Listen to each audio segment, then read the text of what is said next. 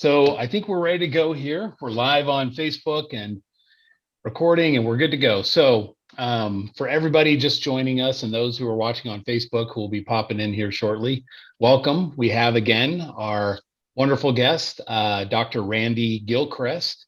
And maybe, Randy, we should start with just a little bit of an introduction, just for those who are kind of meeting you for the first time. We can kind of get to know you a little bit.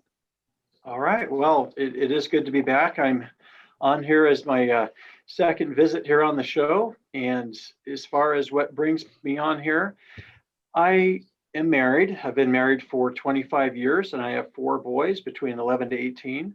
What my connection to the church singles community is that I am an article writer for LDS Dimension, which is a free online dating website. And then also I am a moderator and I help with the LDS dating Facebook group, which is also for singles, just simply because I enjoy working with that community. And of course, I used to be a single, and I think that it's a very good group of people to be working with. So with that background, that's what leads me to be connected to it. As far as my work background, I'm a licensed clinical psychologist. I'm also a licensed marriage and family therapist. I also have a certification in hypnosis, and I've been working for 24 years doing therapy. I've had my own private practice here in Roseville, California, Sacramento area for 17 years. Background, my bachelor's degree was at BYU. My master's degree in marriage and family therapy was at Utah State University. And then my doctoral program that I received led to my clinical psychology license was from Alliant University in San Diego. So that's my background.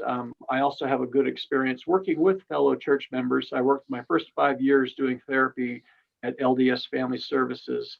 And that was a great experience, just working exclusively with the family, with church members. Also, when I was at Utah State as an intern therapist, I worked in Clearfield at the Family Connection Center, and Clearfield there in Davis County is almost all members. It was about 3/4 members. So a lot of good church experience.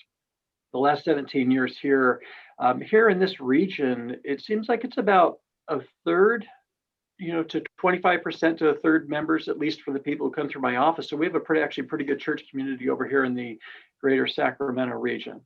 So anyway, that's me, and happy to be here tonight. Fantastic. Well, we're happy to have you back. This is great. So, one of the things that we had talked about last time, you wrote a book, and why don't you tell us a little bit about that as well for those people who are unfamiliar with that? Yes, that's right. Yeah, the ebook, and it's also an audio book, and this is something I discussed in the last time I was on here. It's Getting Your Man to Change, Influencing Skills for Women. And it's just a collection of influencing skills and assertive communication skills for ladies who would like the man in their life and their relationship to try harder and or treat them better. And so it's just about effective ways to do so versus otherwise what oftentimes is not as effective, which could be things like lots of arguing or lots of talking, and requesting, or also just being quiet and unhappy, which unfortunately a lot of times one of those 3 efforts is oftentimes the choice that doesn't go as well. So I just pulled from assertive communication skills training and influencing skills from social psychology, just to put together a simple and more effective way for positive change to occur. So even though we can't make people change, nor is it our job to make anybody change, we definitely can, in a relationship, influence and persuade towards change. And there are some more helpful versus less helpful ways to do so. So those are things that I review in my ebook and my audio book, and it's gettingyourmantochange.com. Pretty sure that's my website. Yeah, and we had talked quite extensively about this topic last time, but one of the things, just to touch on briefly again, tell us why exactly, what inspired you to kind of write that book and get into this whole scene? Like, why, you've got Sean, who is also married, who you and he both kind of moderate the LDS dating Facebook group, and you've also got LDS Dimensions. You write a bunch of the articles, but you guys are really involved in the single scene and trying to help people kind of move forward. Like, what drives this passion for you to kind of do this, to write these books, to kind of get these articles out? kind of share all this honestly for free. This is kind of pro bono work for you in large part. Yeah, well, there's two things there. First of all, as far as working with the church singles, I did go to a singles word in the Bay Area, and that was where I met my wife in Walnut Creek. And Mm-hmm. so I have a soft spot for that community, just having had my own background in that and also going to Institute. And just having my own experience there, it was a very positive experience. And I would hope that others can have a positive experience as well. And so my background in that, I always had that soft spot.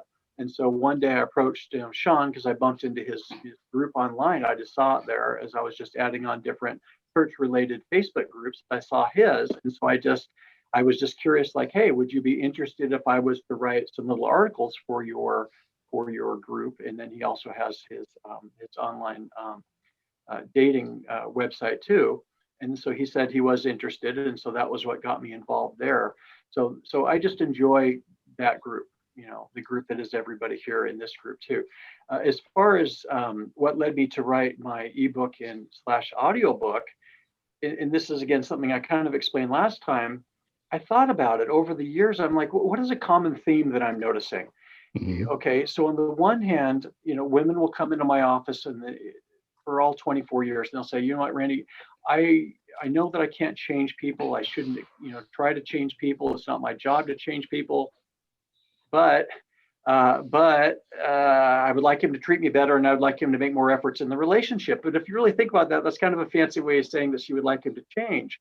And then so I've asked ladies over the years, I'm like, okay, well, what have you done to try to help to get him to change? And they say, well, I hear a few answers. We argue, or I ask, beg, and plead, and just lots of talking, or I'm just quiet and shut down and frustrated, resentful, hoping he'll figure it out. And then so I said, well, how's that working? Is it leading to things? And no, either he won't change or he's just going to change temporarily. And then it slides back pretty quickly to the way that things were before. And so given that, I put together my best understanding of not only a better understanding of what motivates us men, but also just a more effective approach in general. And that's really what it's all about, because I just know what I'm asked about in these sessions. My favorite thing about my therapy office that I'm in right now, you can't see with St. George behind me, but is that I get to see what's really going on out there in life, in the world, in the community, in the wild, because people come in and there's no incentive for people to lie to me. Why are they going to lie to me? So they come in and say, here's what I want, here's how I feel, here's what I would like. And so I just get to hear that all the time. And so it's given me, I think, a pretty good snapshot of what's really going on. Well, what's really going on, the most common thing that I've heard when just women come into my office or couples therapy, I would like him to treat me better, and or I would like him to make more or better efforts in the relationship. It's usually some combination of those things. And so because of that demand, that is what has led to a lot of these thousands of hours of conversations that I've had with women. And eventually I just threw a lot of those ideas together in the self-help source. Okay. I and know. Wait. Oh, sorry. Go ahead. I was just going to say, it's just important to realize, like, this book is not about manipulating anyone. I know that was kind of like something that the chat threw out last time, but it's not about manipulation. It's not about, trying to do that. I just wanted to say that. Trying to brainwash him or something. Nothing like that. How to brainwash your guy to do the laundry and fold your clothes and everything else, right? Yeah, there's a difference between persuasion or influencing skills, which is what the book is about. Manipulation implies that there's some exploitation going in some form, like, I'm going to get what I want from somebody at their expense. And so when people hear the word manipulation, they're usually thinking of the word exploitation, like I'm going to somehow manipulate and strong arm somebody into getting what I want from them at their expense. Healthy, positive persuasion and influence, that's a win-win. Right. Here's the thing I'd be liking better, or more from you. And then here's this positive I'm also going to be giving to you in return. And so we're all happy. Right. Awesome. Yeah. Now, I mean, so correct me if I'm wrong. Obviously this book was focused more towards, hey, girls, like if you want your guys to do X, Y, or Z, here's some like techniques to kind of get them to move down the road, right? Like in that direction you want them to go. Why specifically women? Do you feel like you get women coming to you more often than men saying, gosh, if only I could get them to do this, or if only they'd change that? Because I feel like step one, when anytime you go into couples counseling, is going to be like, all right, you focus on you, you focus on yourself, and you don't change each other, right? But that always breaks down, and someone's always trying to change the other person. So, Oh, yeah. Well, I'll put it this way. This is something that I've only noticed from sitting in here for many years. I didn't read this anywhere, what I'm about to say. From my experience, and that's okay if you guys have a different opinion, I'm only going to speak from my experience, what I'm about to say here. There's only two reasons that men come in my office: to find a woman or to keep a woman. It's the only two reasons that they come in my office. But women will come in for a lot of reasons, for a lot of reasons. And sometimes it's just as simply as that they would like somebody to listen to them and they would like some support. Sometimes they want some ideas, but they'll come in for a variety of reasons. They might come in for depression, for anxiety, for grief, for this issue, for that issue, what have you. But rarely do I just have, I'm not saying it never happens, but rarely do I have men just come in to work on those kind of issues. It's either, uh-oh, I'm tired of being alone, help me to be able to find a woman, it's not working. Or, mhm. uh-oh, I have a relationship that's on the rocks, and what can I do so that she doesn't end things with me? And usually, I'd say 90% of the time, if a guy shows up by himself in the sessions, it's for one of those two reasons. Well, that's interesting because I'm a big proponent of therapy. I think it's fantastic. And I think if we're being honest with ourselves, just about anybody could go to therapy and find some useful tips there, even though those who think that they're completely put together and their life's all in order, all that good stuff. I think everybody has something to learn and work on.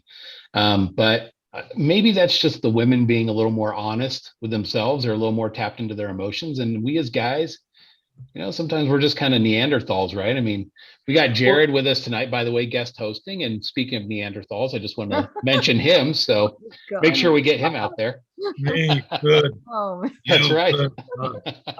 I'll say it this way because I appreciate what you're saying there. Is I think a lot of this has to do with the message that we are taught as boys and men is we're supposed to supposedly be independent and tough and to be able to Mhm. handle everything ourselves. And then if we're young and growing up, especially from the earlier years, like in the 1980s and what have you, that we were expected to be able to figure everything out and be tough, tough it out and be independent and shake it off and all that kind of stuff. So we grew up with a socialization that we're supposed to figure it all out on our own. But, Mhm. but girls and women had a different socialization of, hey, it's okay to ask for help and it's okay to receive help. But we have a different socialization. And as long as that socialization exists that way, I think that that's going to be largely reflected in how things are in my therapy office. I do think that it's changed a little bit, but it is still primarily women coming in unless the guy comes in to salvage the relationship. Like, I'll tell you the most common thing: a guy will show up in my office and either his wife is threatened to leave or she's already left.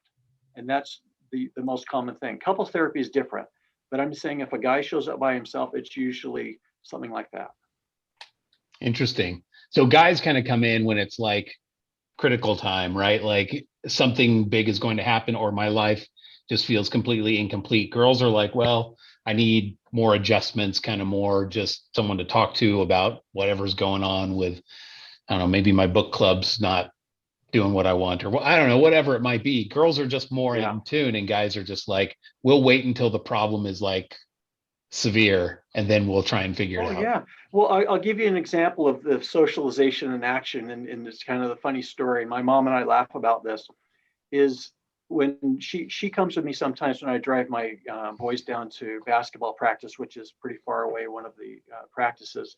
So she'll come down with me and we'll chat and stuff. And anyway, so part of what we'll do is we'll stop by the Walmart down, down there where we go down to practice. And there's a thing that seems to happen every time, and we laugh about it. Is I've got a shopping list on my phone. Here's the stuff I got to pick up. And so with four boys, there's always something to get. And a lot of it I know where to get, but there's always like one or two items I don't know where it is. And so as soon as I mention that to my mom, she's going over there to ask somebody. I'm like, no, mom, I'll figure it out. Mom, come on, no. So she's annoyed with me that I want to figure it out on my own. And I'm embarrassed that she's immediately going over there and asking somebody. And then we laugh about it because that's just how strong that it is. It's like, this is going to sound kind of lame, but I'm like, I'll figure it out. I'll find where it is. Like to ask somebody to me would be the last resort because well, I'm supposed to be independent, right? And so when we go to Walmart, it's like on display.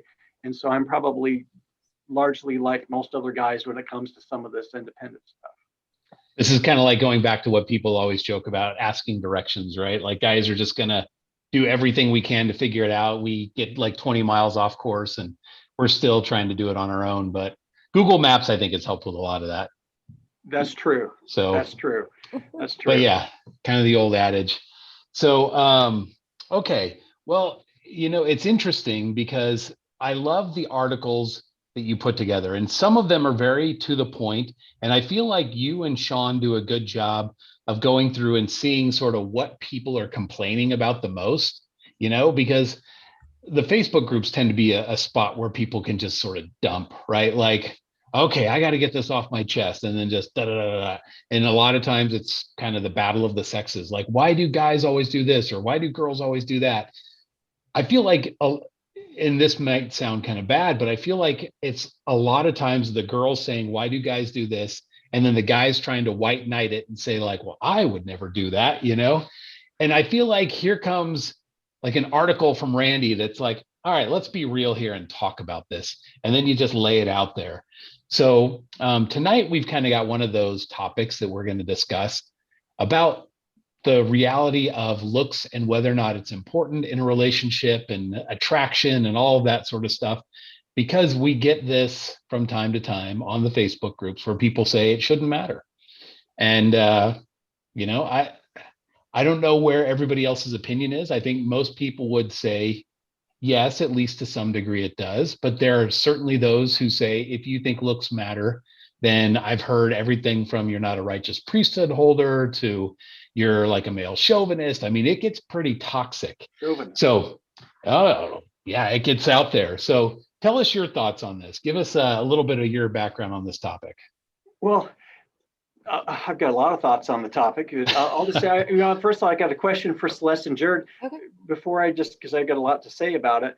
What is your opinions on this? Because yes, I'm ready to dive in, but just how do you both feel about how important looks are to relationships and in the dating world? How about it, Jared? Ladies first. No, ladies first. Okay. Yeah, ladies first. Okay. Or is it age before beauty? Which, because I'm confused. It is age before beauty. That's the one. So you're older than me then. Go ahead. Because I am older. I honestly, my opinion is not very liked a lot. It's controversial. I honestly feel like if you're not putting your best self forward, then you're actually kind of limiting someone to be able to see who you are on the inside. Everyone always talks about, well, I want to be seen for who I am on the inside, but there's just this natural part of life that's like, to get to that inside part, you usually have to get past the outer appearance. You have to have that initial attraction. And some people can be just so kind of almost like closed off, not putting their best forward, almost on purpose, I think, sometimes to be more like, well, I'm going to do like nothing with my outside, almost to protect myself from being rejected, so that you don't reject me. If I go and get myself all spruced up and then you rejected me, then it's kind of hurts me more than if I just present myself at a lower standard and then I'm rejected, I guess. Anyway, I got a lot to say, but that's just like a very condensed version. Your turn, Jared. I mean, you have to have that attraction.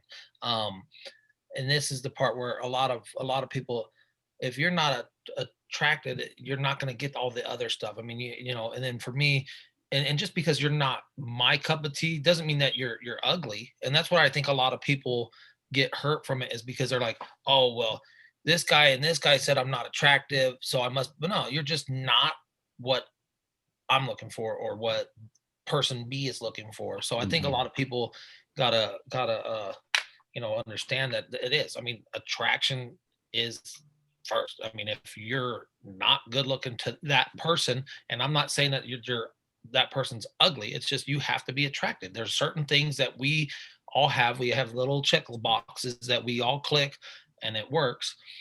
And that's, that attraction has to be there first. I mean, before you can, I would agree with that. I think it's kind of like a first step, right? You see somebody across the room and you're like, oh, I'd like to get to know that person.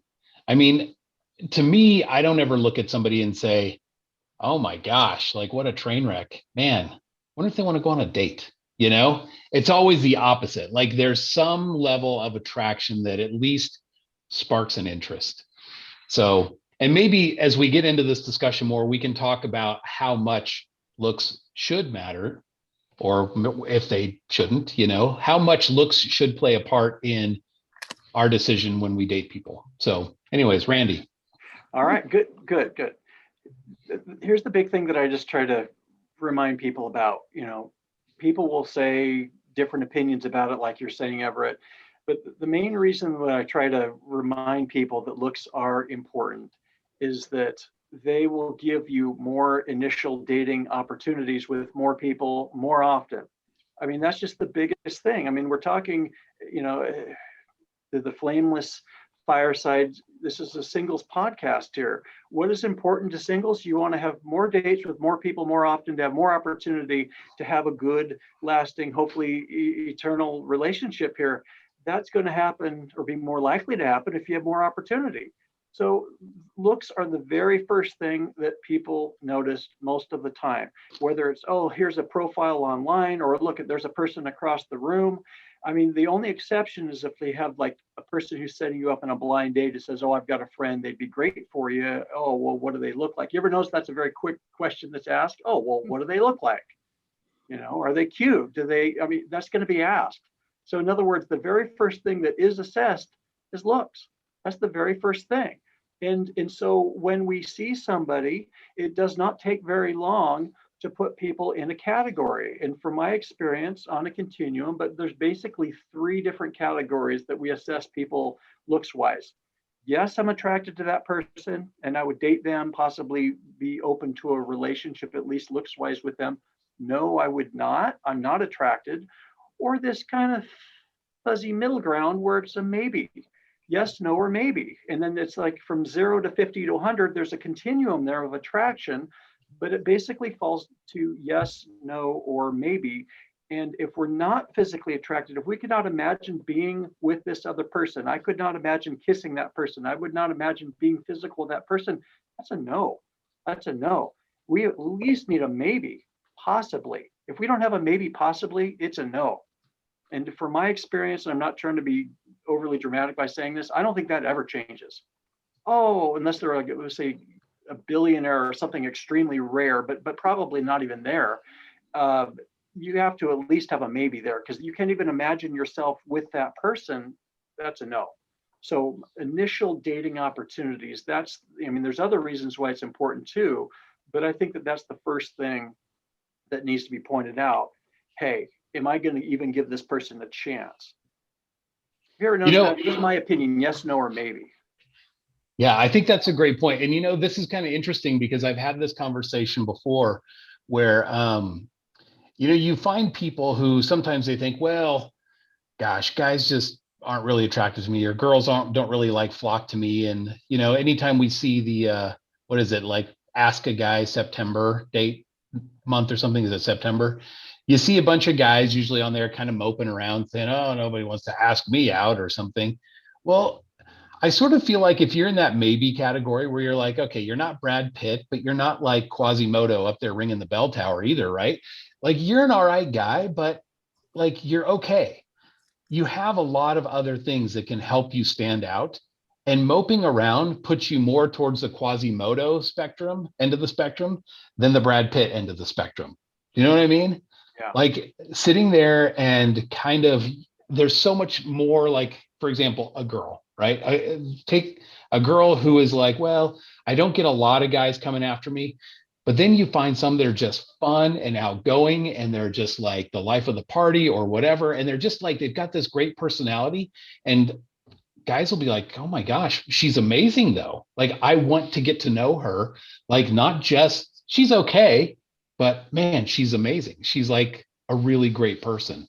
And it goes both ways, guys and girls. I think girls are maybe less so on the look spectrum than guys, but man, you can make up ground or you can lose ground with attitude and everything else that you've got in there in between.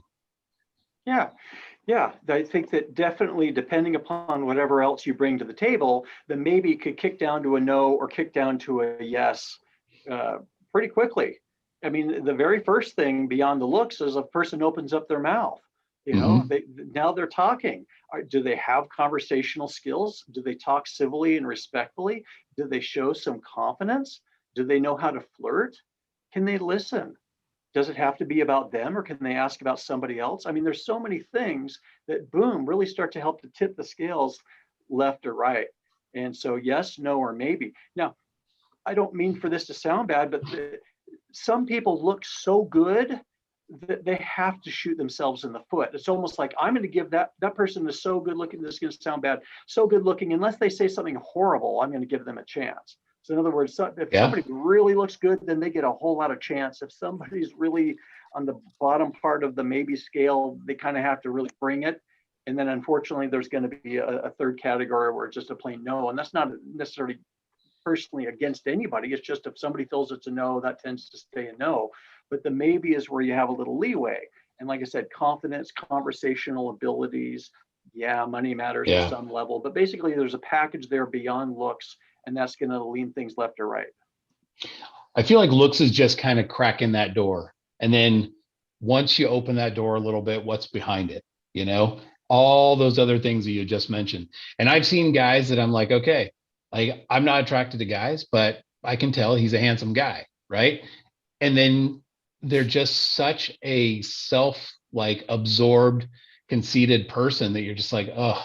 And then you see people jumping off the ship of like, okay, I'm not interested in that guy because he's just so out there. And same thing with girls. Sometimes you see girls and they're just high maintenance and off to the races, right? Like I don't know if Jeff Bezos has enough money for this girl, right? Like it just seems like the depth isn't there. That's all that it's about because they're pretty and that's what they want. So man, people can self-destruct on their own volition without a whole lot of outside influence, even if they're great in all the other physical categories. Yeah, it reminds me, I think I have the story right. Years ago, a supermodel, I think it was Naomi Campbell. Anyway, I think she was like a Sports Illustrated swimsuit model and just a famous supermodel in general. She was really popular until it came out about her explosive temper, where she's literally hitting people with pots and pans and throwing phones and like totally having these tantrums at the highest level. But she was given a lot of leeway. Like it literally took domestic violence for them to say, maybe we should work with this person. But she was a supermodel. And so then it came out that, hey, I think that we don't want to work with this person. This is also a famous thing that happens in Hollywood. I'm going to blow the name of this lady, but there's more than one time that this has happened. A handful of stars and starlets that were big into Hollywood, except for they were so difficult and demanding. It's just like, Katherine Heigl, I think, was one. Who was just like so difficult. It's like, we aren't going to work with her anymore. We don't care what she looks like. We don't even care how much money she can make from a movie. We are so tired of that. We don't want to deal with that anymore. So that just goes to show you, it does take a lot, but no matter what somebody looks like, they can become a no. You can get to a point. Yeah, absolutely. Yeah. Yeah. What are your thoughts on that, Jared? Sorry, I'm so used to being quiet that I'm I not. know. But no, I mean, I agree. It's the attractiveness gets the attention, and then the substance is what keeps it. So I mean, you can be very attractive and then just be a mess, physically. A hot mess behind the scenes or something. Yeah. Yeah. It's how you treat people. Like, I mean, I've seen some really good looking women, really good looking guys, but the way they treat people and the way that their character is, they're ugly. I mean,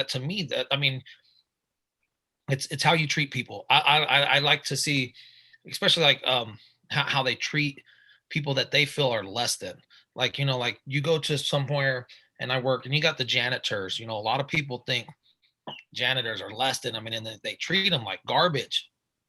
because they're cleaning up the garbage. But it's like, man, those are the most important people here. If those people don't do the cleaning and the keeping up of this shop or this store or this office, you don't have everything else. And so, it's just how you treat people. It's how you treat the different people and just respect others. I mean, that's where, you can be drop dead gorgeous. And if you're an A, or, I don't want to say curse word. Sorry. I don't know how everybody's, but if you're a punk or a jerk or an a-hole, thank you, Ryan, a-hole, then, you're ugly to me anyways. Yeah. So Exactly. I agree. I had the first Samuel scripture here I wanted to read because it was, I was noticing in my articles, I finished my 270th article today, and I was thinking Holy in cow. preparation for this, I hadn't like thought about the look subject directly from my articles for a while. So I pulled it up there on the ldsdimension.com/articles. So I had 4 of them. So I have looks, how much do they matter? And then I have universal beauty indicators. And then I have physical attractiveness, a mixed message, and looks and dating. And I started to think, am I obsessed about the subject? Like, well, that's 4 out of 270. I guess I'm not obsessed by it, but it's funny because I went over the articles. I was like, hey, how about that? I am, repeating myself a little bit. Well, one thing I noticed that was in all 4 articles was my 1 Samuel 16:7 scripture. I think it's in all 4 articles. And then I talk about it in different ways. The Lord seeth not as man seeth, for man looketh on the outward appearance, but the Lord looketh on the heart. There's a lot of different, ways that, I'd taken the scripture, but the one thing I want to point out is the whole, man, meaning people, men and women, look on the outward appearance. Like, well, why do we do that? Well, that's how we're built. This is a big part of what brings people together. In other words, there's not a law of chastity violation there. That's not a bad thing. This isn't something I should feel bad because I saw somebody and I was attracted to them. This is a good thing that brings people together. And I think it's okay to have a positive attitude about the whole idea of physical attraction, because I didn't say lusting. I didn't say something you have to go repent of, but just simply people can notice, hey, wow, there's a person that, yes, I would say this is an attractive person. And it gives a little bit of an endorphin boost. It gives a little bit of a testosterone bump. That's okay. This is a positive thing. And it is what helps to bring people together. And I think it's okay that there can be a reasonable, moderate focus on the subject. And I think it's okay for people to know that this is an important thing to work on, because like I said a little bit ago, this is going to be oftentimes the very first thing that people are going to notice. And somebody could X you out if they don't have at least some level. Let's just say, if I'm just pulling this number out of thin air, let's say a 5 out of 10, you're in the middle, maybe-ish kind of level, people are going to need to at least have that. So there are some things you can do to improve your appearance. In fact, there's a lot of things you can do, but I don't want to imply that people should be obsessive about it. Please do not. Please don't be obsessive about it. But I would think that putting a good regular effort towards the subject would be a good thing. And so as far as what can be done about that, there's the obvious ones, which is diet, exercise, maintaining a decent weight, whatever that would be, getting decent sleep. There's taking care of things like hair, nails, makeup, hygiene, fashion, just things to where you're actually just presenting yourself well and you're putting your best self out there. Good, reasonable, regular efforts in this area matter. So this is what we call the nurture part of the effort. The other half, which is the nature part of that you can change. If you're going to actually go get like a skin treatment or like a plastic surgery and whatever, most of it you cannot. But the main emphasis is just on nurturing. If you're not doing what reasonable that you can with the looks that you have, please don't jump to surgery. Please don't use surgery as an alternative for nurture. Just take good care of yourself. That's really what most of it is. If somebody wanted to get that, as long as they didn't create an unnatural appearance, I'm not saying I have a big problem with it, but that should either be not done or just looked at as secondary to just basically taking care of yourself. I agree. I've had this kind of struggle with people on like the LDS singles Facebook pages where they get so kind of set on, you're going to accept me like how I am naturally. I'm not going to do much of anything to, put my best self forward. And so they'll post like, hey, I just woke up. I'm laying here in my bed. My hair's all over the place. I've got gunk in my eyes, whatever. And they were literally like post it and then be like, okay, guys, you say you don't want girls that wear makeup and that are, totally natural. So here I am. And it's like, and then they don't get a reply, they get much of a reply and then they're like upset. But I almost feel like that's so counterproductive. Like, yes, you don't have to always have makeup on, or you don't have to always use a filter. You don't have to, look like you're just going to like the prom every day or whatever. But, at least present yourself in a positive way, not when you're literally still laying in bed with your your hair everywhere. So I think it's kind of like they feel like they have to either be one extreme or the other. And I think what you're trying to say is things kind of need to be a middle ground. Don't go extreme, but don't be so like, I'm not going to do anything with myself, to where people might look past you. Even if you are, an amazing person, you've got a great personality, but if you're always presenting this kind of, I really don't care about myself or the way I look image, then maybe they would just look past you. So. Well, I agree with that. I mean, when I quoted the Samuel scripture earlier, talking about man, meaning men and women, look on the outward appearance, that could easily be looked at as like, hey, it matters. Hey, we're wired that way. Hey, this goes a long way to determine if you get initial opportunities or not. But yeah, you're right. People will oftentimes either obsess about it and take it way too far, or they actually will just not make any effort. And I've heard, men will say this too. Oftentimes, I'd say it's about 80-20 women versus men, but I'm going to excuse myself for a minute. Sorry. All right. Oh, okay. Okay. So, but I've heard people say, which is kind of along the lines of what you're talking about, Celeste, that they will say, well, it's okay. I've allowed myself, to gain a whole lot of extra weight, and I'm not really going to dress up, and I'm not going to wear makeup, and I'm not going to, try on my hair and things, because that way, when I make friends, and then that way, when I find somebody to date, then I can really be assured that they really are accepting me for the real me. And then it doesn't work out so well, because it's not so much just that somebody's looking at them and says, oh, this is a physically unattractive person, I don't want to have anything to do with them. I think it's more than that. It's kind of like, here's a person who is maybe trying to push people away. Here's a person who's giving an idea out there that maybe they're not approachable.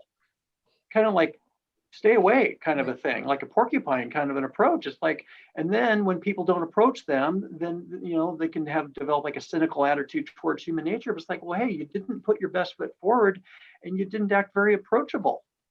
And so that's why I think it is important to try and stay away from those extremes. And no, you will not be finding many friends, or even, and definitely not somebody to date, if you're trying to not look good. And that doesn't mean anything negative towards other people, because it's also showing, hey, I take self-care seriously. So that shows a good side. And so that helps the other person, whoever the other person, to know that, hey, wow, here's a person who has some self-care and they have some good self-respect. And you know what, I'm attracted to that. There's also that component of it as well. So the moderate, regular efforts, that's really the way to go. And again, that Samuel scripture, it confirms it matters. And it's okay that it matters to a reasonable degree. First date opportunities. Sometimes people will come in and they say, Randy, I'm frustrated. I say, why is that? Well, because I haven't had a date in however long. And I said, well, why do you think that is? And it's like, oh, well, because I need to, I got to lose weight, or I've got to change this and that and the other. I'm like, oh, okay, all right, fair enough. Okay, you can moderately work on your looks. Is there anything else besides looks? And then they say, sometimes they're mystified. And they're like, well, I don't know what you mean. I'm like, well, do you seem approachable? Are you warm? Are you friendly? Do you smile? Yeah. Do you ask about other people? Do you listen to other people? Do you have the ability to joke and flirt? Do you have some interpersonal skills? What message are you sending to people? There's a good book called First Impressions.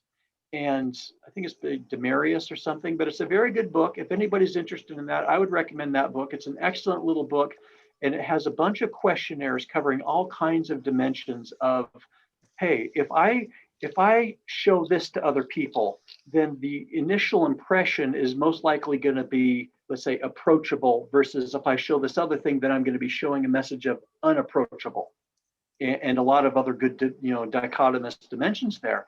Being aware is the first step. Sometimes people are just plain not aware, and then they wonder why they keep not having success. Well, they're not having success because of probably both of those things, not just however they're looking, not just if they, quote, hate to say that phrase, let themselves go physically, or they're not trying or not, but it's also, are they giving an impression of approachability?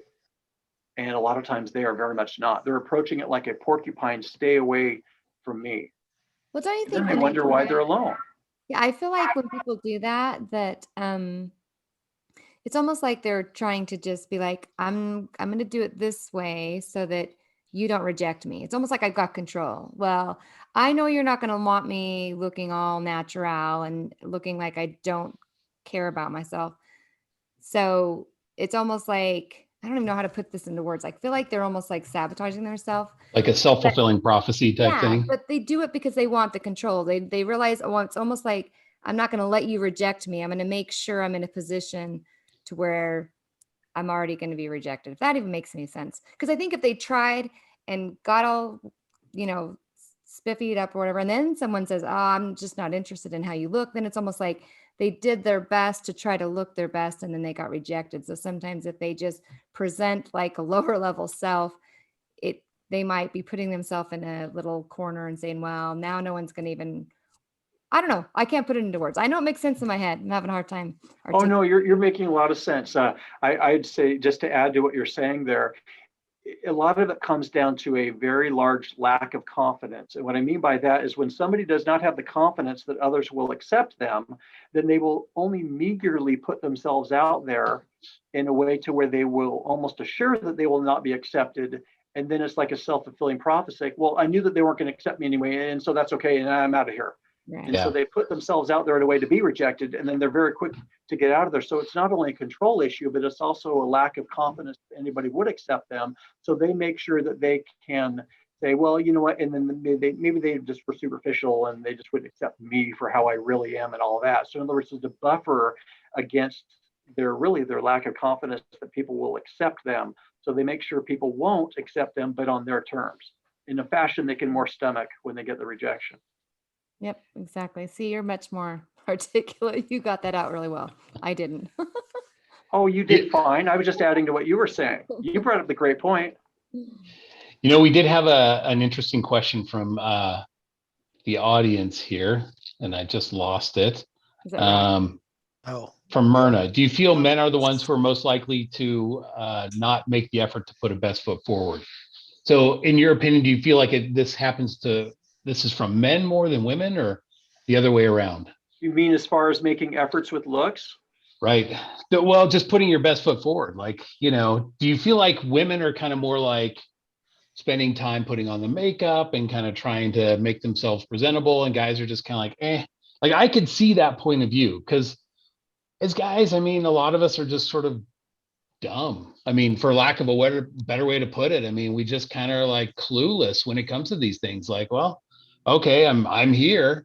And I feel like, especially when it comes to having any sort of meaningful conversation with the opposite sex, there's just a lot of guys, and I'm like, oh, dude, you're tragic. Like, just don't open your mouth. Like, it's bad, So do you feel like this is more like guys aren't putting themselves forward? Do you feel like this is more from the girl side of the aisle? Which have you experienced more? I can actually take what you just said. There are many directions. I'll just say this.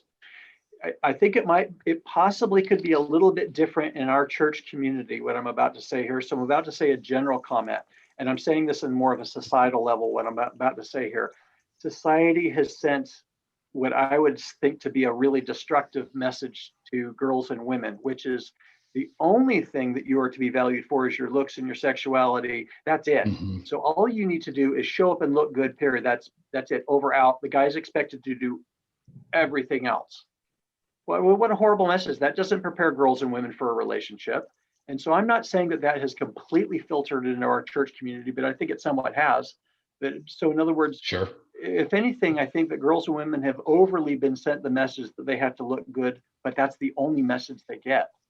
And then guys are told, okay, you got to be rich, you got to be confident, you got to have some power, position, you got to, be able to have a sense of humor, you got to be able to this, you got to be able to that, you better have some money too, by the way. And in other words, guys are sent this message, you got to have a whole package of stuff. And then that's pretty intimidating. And, and oftentimes maybe everything, looks to some degree, but it's like this whole kind of general big package of stuff that we're supposed to bring. And then women are given this, just gotta show up and look good thing. And again, that's a societal thing. That's a media thing. If you watch TV, movies, social media, you see what I'm talking about. And so I think that that's a big problem. So I think to some degree that's filtered down. So in other words, I doubt as I'm, talking this, these messages today, for any of the women who are watching or will watch the podcast later, I'm doubting that any of them did not know that there was some sort of a message being sent. Hey, it's important that you look good. Oh, I think girls and women are very well aware that that message has been sent out there. Okay, because the media and society is all over that. Okay, Yeah. TV, billboards, movies, magazines, the pressure that other women will put on women sometimes, and then all of that. So there's all that's just out there in spades. And then guys, we're not given the message as much with looks. We are given the message that height matters. Okay. And then unfortunately, a guy can't do too much about height. Like you'll see in a lot of dating profiles, oh, I only ever want a guy who's, let's say, 5'10" or 6 foot even. And if you're shorter than that, pretty much forget it. And so that is a looks-oriented issue. People forget sometimes that height does fall into that umbrella. Okay, so there's that. But otherwise, yeah, guys are sent a strange other message of you just kind of got to be everything, and maybe she'll give you a chance. And so I think that that's somewhat come to our church community. But I don't know, we might be a little bit different as a church community. I'm just kind of curious you guys' thoughts on that. How would you guys say maybe that we're similar or different than what I just said there? Because I'm going to talking broadly in the media and society here. No, I think I think you hit the nail head on. Hold on a second. Somebody's microphone is not turned off here. So if you're in the audience, please make sure you got your microphone off. I think it's I've been looking at I don't think it's in the audience. I think it's one of us. Oh, okay. Do you have your I blame Jared. He's the new guy tonight. So I got big shoulders. I could take that burden. do it? So I'm a Neanderthal, right? What? I don't speak Neanderthal. Going back to your point, Randy, I mean, I think you're spot on. And I think we could go down the rabbit hole on this for a long ways of depression and self-esteem and kind of like that self-worth image, because the world is definitely trying to sell a brand of person, right? Like this is the skinny, gorgeous supermodel that is perfect and everything's great. And the weird thing is, in a lot of those guys, when you read their kind of what's going on in their life, they will have like problems with depression and all kinds of things, because even though, according to these standards that is set, that they've met all of the criteria, they're like rich, famous, gorgeous, the whole 9 yards, but they still feel like something is not complete in their life. So clearly, even though this perception of like the perfect person is being sold to us in life, once you obtain that, it's still not what it's cracked up to be or what is being told to us. So there's a lot of lies, I feel, that are being sold for, money reasons, things like that. And people buy into them, especially, I think probably more so with the girls. There's been a lot of the stuff in the news lately about how Facebook has covered up stuff on, there's like a suicide rate that they're aware of between, especially amongst young girls on Instagram and Facebook. And that's because they're not meeting these image standards that others are portraying. So like, gosh, maybe I'm a girl and I'm a little bit heavier set, right? And all my friends are making all these friends on Instagram and Facebook, and I'm not. And that can lead to suicidal thoughts and all kinds of depression and self-harm and just a whole litany of mental health issues. And so I feel like for us, this is almost like very, very, very stiff competition that we're kind of like blind to what the reality of what the ultimate purpose of all of this really is. Yeah. Yeah. If you think about what the world will sell us as far as what is supposedly desirable, looks, money, and fun. If you have looks, money, and fun, that's what it's all about. It doesn't have to do with somebody being a good quality human being that treats others well, and somebody actually has some morals and some principles and some values and some standards and some things like that. Like that doesn't sell. That's not glittery and exciting. That doesn't make the screen very well. And so yeah, looks, money, and fun, that's a lot of what you see out there, but that's all extremely superficial and hollow.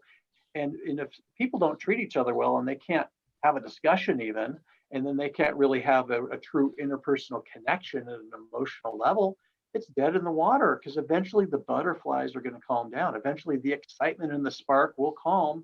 So what are you left with? Well, if you don't have the ability to have a conversation, you're not even really friends together, and there isn't any sort of values or principles, wow, this is going to be dead here pretty soon. And this is unfortunately what you see. Why do we have so many problems in relationship? Well, for what I just said, the wrong things are overemphasized and other things are underly emphasized. And all I'm saying with looks is, let's just put it in the reasonable middle there.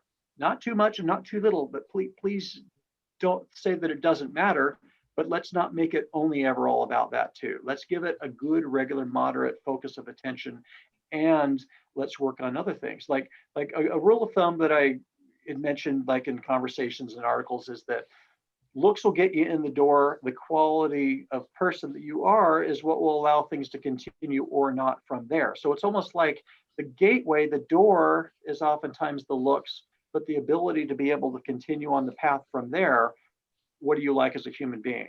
And all Yeah. of it matters. Yeah, absolutely. Yeah, it's almost like these people who, obtain perfection, quote unquote, in magazines or on TV or movies or what have you. Correct me if I'm wrong, Jared, but it seems like a lot of those people who get to that level, it's almost like they just stop trying on all the other stuff. Why do I need to, right? I'm rich and famous. I don't need to have a good personality. You don't want to date me. There's 1,000 other guys behind you, right? Or 1,000 other girls behind you. Yep. So pound sand. Like, to me, I don't know. What are your thoughts, Jared? Would you, as far as looks go, when you're looking at a whole package, where do you kind of draw the line and say, okay, it's like tops on the list and then there, like everything falls underneath that? Or do you look at it and kind of say like, okay, that's just the beginning stage? Like, Yeah, how I far mean- do you take looks?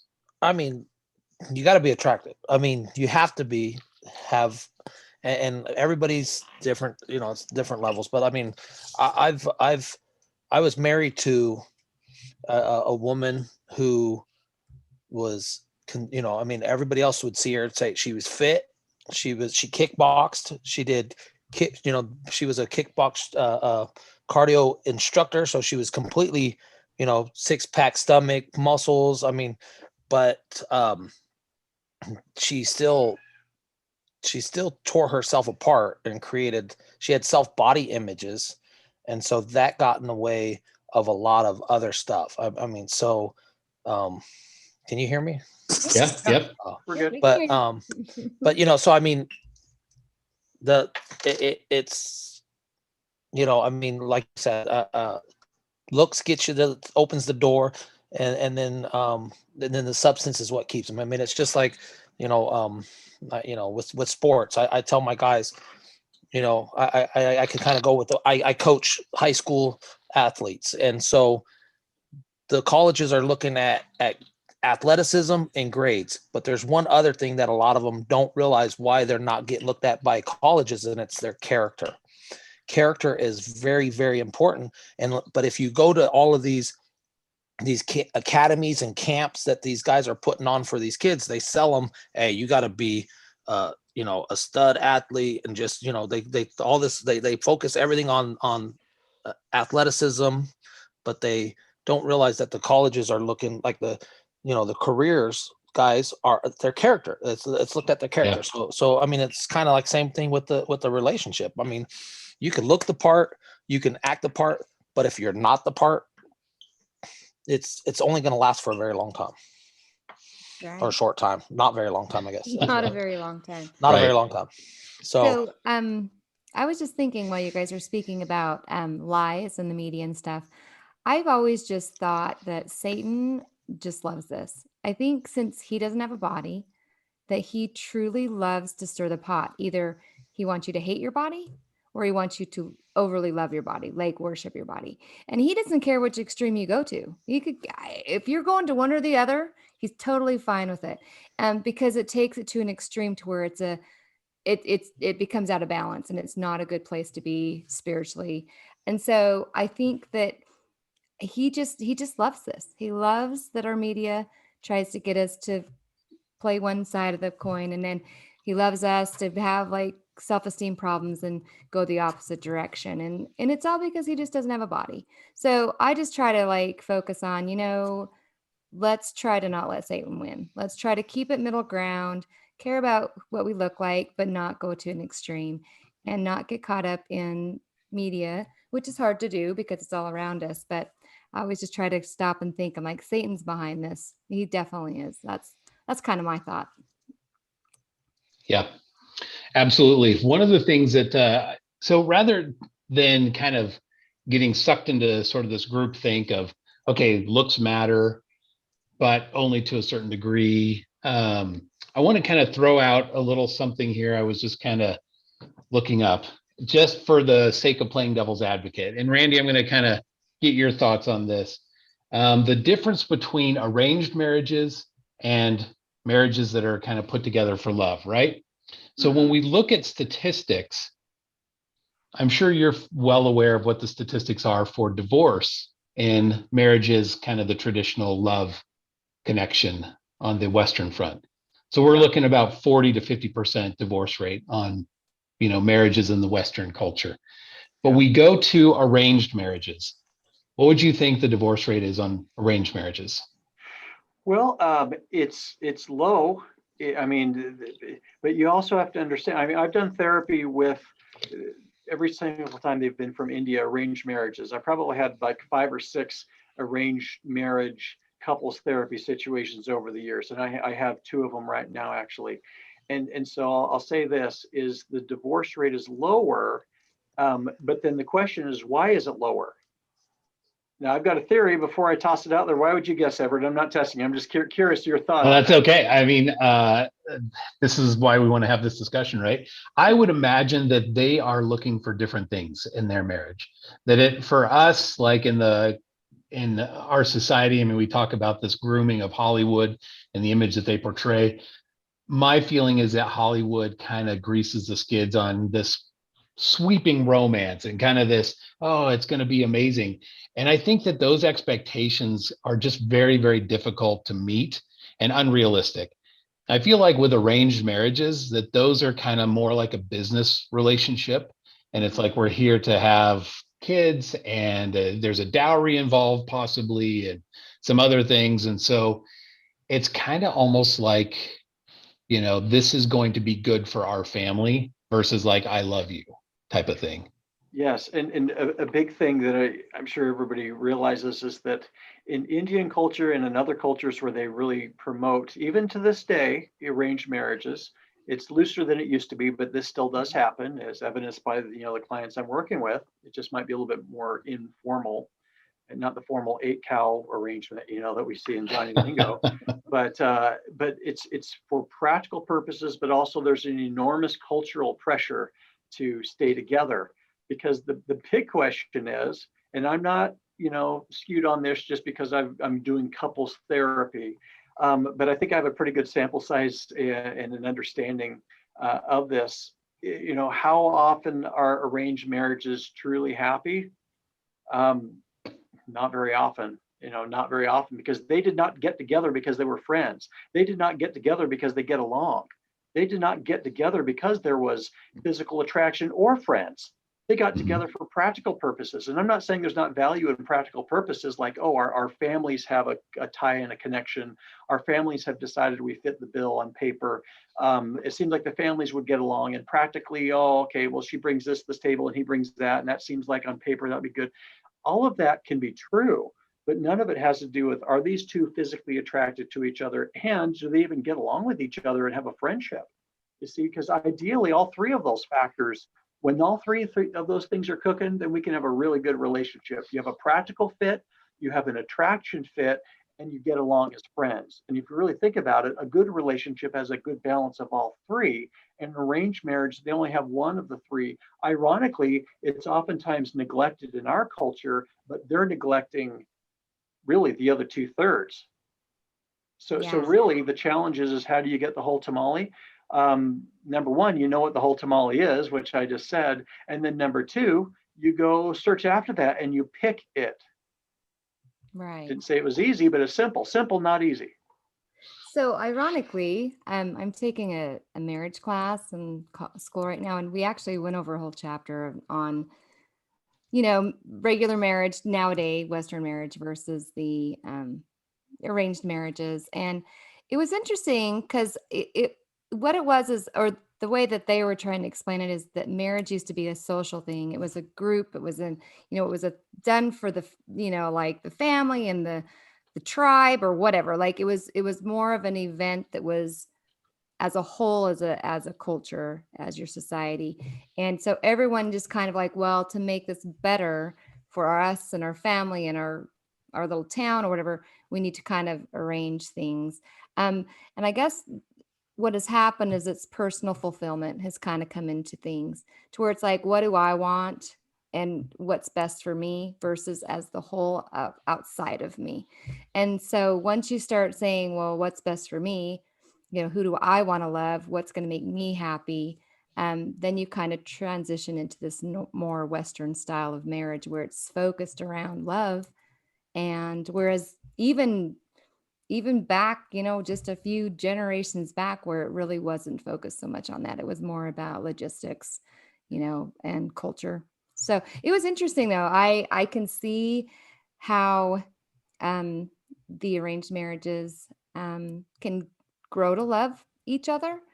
But I can also see how personal fulfillment and only searching for the love aspect can actually kind of be a downfall as well, because it can end in a lot of divorces because you're not somehow in some way getting what it is you wanted out of the marriage. So it's kind of like, Something just popped in my head when you're describing that. Growing up, our family business was a preschool. So in 1980, we bought a second home and turned it into a preschool. And then I also was a teacher there too, a teacher's aide with little kids. And so I got a lot of chance to see all of these little kids, years ago. And I would think that, this kind of reminds me of the whole situation. Kids on the playground gravitate towards those that they have similarities with and that they click with. Both the boys and the girls tend to have like their little groups, and the guys are kind of like a bunch of guys running up and down the hill kicking the soccer ball or whatever, but they kind of gravitate to who they click with. In an arranged marriage, it's like the people don't get to gravitate anywhere. They're told who to be with. So that sometimes people happen to luck out and there's a decent fit, but just by rolling of the dice. But when you take that out of there, then it's just, you got to hope that you have a good match. And I think that that's the problem. Just people being able to be friends and get along. That's oftentimes what is underly focused on. It's versus, is this person fun, good looking, and rich? And like I said, you have those glittery, superficial things, but none of that has to do with how do we treat each other and are we friends and do we actually have that sort of a connection? And a lot of times when Hollywood and the media says love, they're talking like infatuation. They're not really talking about true emotional connection that I'm talking about, which is more of a companionate friendship thing. It's more of what they call infatuation butterflies, and butterflies will lessen, they will go away. And unfortunately, if somebody thinks that that's what has to be there for a relationship to continue, you wonder why people bounce so quickly. Oh no, the butterflies are gone, I guess I got to go find somebody else for the next round of butterflies. They're always chasing butterflies. They're never going to have a committed relationship, right. not very long anyway. It's true. Yeah, it's funny. When you first get into a marriage, anybody that's been married before and you have those kind of Twitter-pated feelings, I mean, I look at couples sometimes that have been married for like 30 or 40 years. And it's just like, oh, geez, I just want to sit on the couch and like leave me alone kind of thing. And like at one point, you guys were like head over heels for each other and you got married and this thing kind of went down. But I think it just goes to speak to that level of, at the beginning, that Twitter-pated feeling that like, oh my gosh, I can't live without this person. that's kind of just surface level. Once you get past that, you get into what you're talking about, Randy. Like, do you get along? Are you friends? Like, is it a good mutual relationship? Do you have like common interests? All of that stuff. And basing everything onto the looks category just overlooks all of that. And if you're looking at a movie like The Notebook or something like that, right? You're caught up in these grandiose ideas of like, oh, I'm going to be swept off my feet and I'm going to sweep her or him off their feet. And it's just going to be amazing. And we're going to be in love and it's going to be happily ever after. No, it's probably going to be like great for a little bit. And then you sitting on the couch at some point going, I just want to watch TV, like leave me alone. I've had a long day or something, right? Like it just becomes normal after that. It's not about these amazing looks or this huge attraction. So that emphasis on it at the beginning, I would say, is important. Now, going back to the Indian analogy, just one side note from that, interestingly enough, when you look at divorce rates in India for those couples who get married for quote unquote love versus those who have the arranged marriage still has a lower divorce rate in India compared to the love arranged marriages or love connected marriages in India. But again, then we're talking into factors of like, all right, well, how much pressure is put on you to keep that together and make that arranged marriage work? So lots goes into it. But I feel like all too often, I'm kind of looking at some of this that I've been reading here on this little topic, but I feel like this is where some people sometimes want to look for hope, right? Like, okay, those guys out there or those girls out there who won't give me the time of day, like any two people can make it work, right? Like the old President Hinckley quote or whatever. Looks shouldn't matter at all. Like arranged marriages work all the time. It can always just work out. You just need to give me a chance and you're not doing that. What do you say to people that have that kind of attitude? Well, I would just say, according to 2 Samuel, looks matter, and I'm going to go with that because that would also, be reflected in my 24 years of dealing with people and just my own marriage and just my own life and my own dating experience. Looks matter. It matters, people. To say that it should matter zero is just not accurate. And I think that, by the way, who was it that said that original quote? Was it President Hinckley or Kimball? Who said that? Can't remember. Are you talking about any two people? Yeah. Any two worthy people? I thought it was President Hinckley. I'll look and see. For some reason, I thought it was President Kimball, but you might be right. It might be President Kimball. But anyway, I would say if our beloved President Kimball was sitting in my office and we were having a conversation about this, I think if we got into it, he'd be agreeing with what I'm saying, because I never heard him say that looks don't matter. I never saw that quote from him, because there's a certain few things that I think that are assumed there, which is people at least had to be physically attracted enough to get together in the first place. And then from there, if they are leading a godly life and are committed and treat each other well, any two people like that can make it work. But I don't think that he was skipping over the idea that people would at least need to be physically attracted to get together in the first place. He's just talking about over the long haul. In the short haul, looks are a big part of what brings people together in the first place.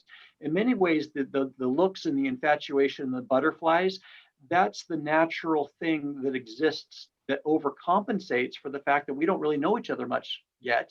So that powerful thing that brings us together like magnets, that it overcompensates for what we're lacking.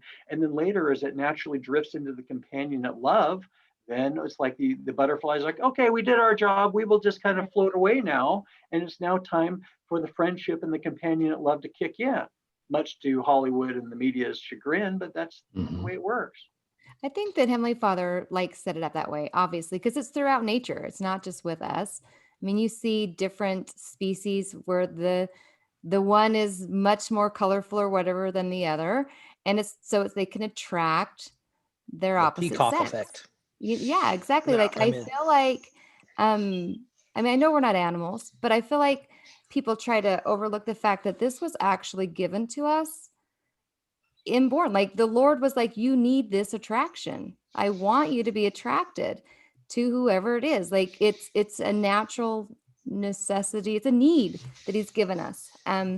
Obviously probably to ensure that the species continues on, but it is still inbred and it is who we are.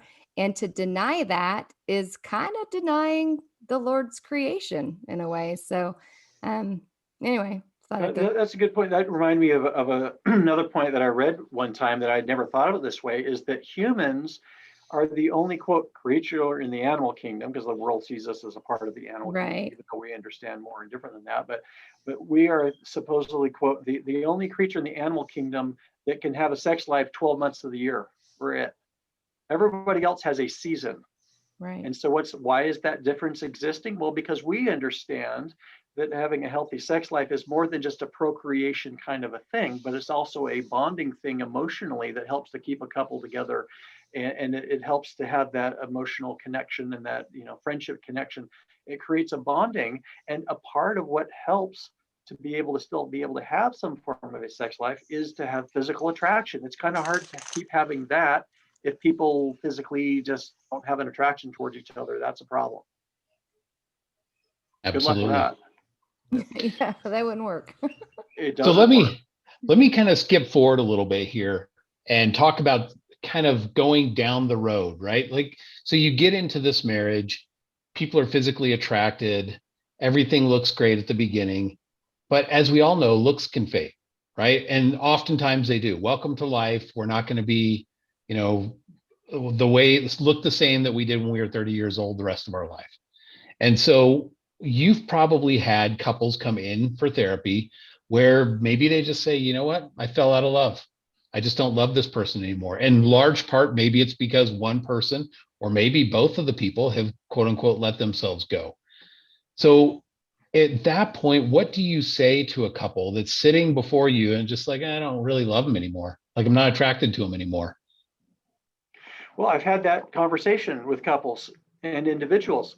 Let me just answer that by backing up a little bit and saying a good rule of thumb that I think is reasonable to consider, and I don't know if you guys necessarily thought it this way, the way I'm about to say it, that the way that somebody looks when we get together, whether we consciously think about it or at least it's subconscious, we at least expect the person to be looking at least kind of like that through the years and decades. Okay, we don't think that we're going to marry somebody at age whatever and then throw 20 years on there and then they're going to gain 100 pounds and not try anymore. Okay, we expect somebody to be kind of in the ballpark. Okay, so whether we've said that or not, or we've admitted that to ourselves or not, that's going to be an expectation that is in us somewhere, because this is what we think we're signing up for. And if we think it's this and it ends up being something dramatically different, then we're going to have a problem with that. So if somebody says, oh, hey, I'm not attracted to you anymore because you aren't trying anymore the way you used to try, with your efforts and looks at things, then unfortunately, a lot of times that can just be seen as such an offensive thing. And there could be tears and all this kind of stuff, but yet it happens. There is an expectation. I'm just letting the group know right now, there's an expectation to at least stay in the ballpark of the way we started. So please stay in the ballpark of where you started. I know we all get older, and I understand it's harder to work on our looks as we get older. And then, of course, women have babies too, which is that's that much more too. I get that. I do. So I think that people also understand we get older, maybe get some wrinkles, and we're not 21 anymore. So there's a loose expectation. Stay in the ballpark. And if somebody is no longer in the ballpark, there's cities over there, several cities over. It will cause a problem. And I'm glad you brought that point up, because that's another thing that falls under the idea of why looks matter on a go forward basis, because that helps there to be a physical attraction, a sex life together. And also people feel like, wow, this person appreciates me enough as their spouse to continue to make this effort partly for me, because that's important to nourish what's also important to the other person in the relationship. Yeah. Now, I would preface that by saying it's not always possible to maintain those looks. Case in point, I believe they were an Oregon couple, a young couple, got married. Within the first year of their marriage, they were in a terrible car wreck. He essentially was paralyzed from the neck down, as well as had severe brain trauma. And she could have easily been like, look, this is definitely not what I signed up for. I'm out, right? And she ended up sticking with him. And this is, keep in mind, they'd been married less than a year. I want to say it was like 8 or 9 months, something like that. It was very, very quick. And they were a young couple. They were in their early 20s. And he's forever the rest of his life in that situation. I mean, kind of just totally drooling on himself and unable to function without complete help. And so her situation switches completely from, here's this guy that's handsome, I love him, he's got like his future ahead of him, we're going to create this huge family, to, man, I am for the next 60, 70 years, whatever it might be, his full-time caretaker. I'm changing diapers. I am like the whole 9 yards with this guy. And kudos to her. She made the difficult choice to say, this is it. But I feel like in a relationship like that, had it been simply just looks and there was nothing underneath that surface with that couple, good luck, right? Like there was nothing else to cement that other than the looks. Well, I agree. And I'll add one more component to it that's a fair point along with what you're saying, because that's a great example, is there's a very big difference between a person just not trying at their looks anymore and somebody who's just physically not able. Somebody who's literally been, you know, in an accident and has some other physical debilitating condition. That's different. That person did not make that choice. That's what happened to them. And so even though it would be hard for the second person because they're no longer kind of in the same place, it would be hard to stay together, which is why it's an admirable thing. But there's a very different idea about something that was chosen versus something that was not chosen. Right. Yeah. Yeah. Hey, so there was a so your story you're talking about, there's actually a movie now based on it, or came out a while back, but it's The Vow, and they were 10 weeks after their wedding. They got in a car accident. So okay. Just to kind of, you know, 10 weeks. That's crazy. yeah, 10 weeks after, and then they stayed together, and I think they're still married now. I didn't look at the whole thing, but I just kind of searched that up real quick. So 10 weeks. Yeah, Okay. Wonder Wow. long term how that's going to turn out. It's interesting. Hopefully. And that was back in Wasn't that- 1993. So, I mean, this is all, I mean, you know, so I'm pretty sure they're still married, I think. I didn't But look wasn't into that what that movie that was alluded to in Sleepless in Seattle, An Affair to Remember, where the woman's now in a wheelchair? Wasn't that also alluded to in that old Sleepless in Seattle? You know, That's they were right. talking about the even older movie, An Affair to Remember. Then they were going to meet each other at the top of the Empire State Building, but then she's in a wheelchair, and then he still loves her anyway, or something along these lines. So yeah, when it's not somebody's fault, then I think that that's a very different thing. Yeah, I think it's viewed differently. I think if somebody is just like, I don't want to deal with it anymore. It's almost like, hey, I've got my spouse, we're set. But the truth is, I think sometimes in our culture, we're taught that, hey, if you attain a celestial marriage, then hey, you're set. You're good. You made it. Congrats. And it's like, now that's just still the beginning of a lot. Like you still got to keep working.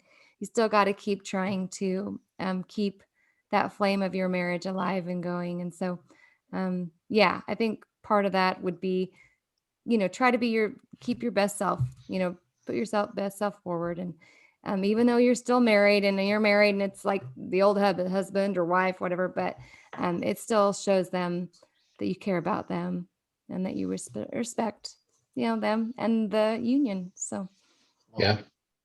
Have you ever read that book, Charlie's Monument? I have not. Have you have, Celeste? Isn't that I have, I just can't think what it is. I have. This is like Celeste watching a movie.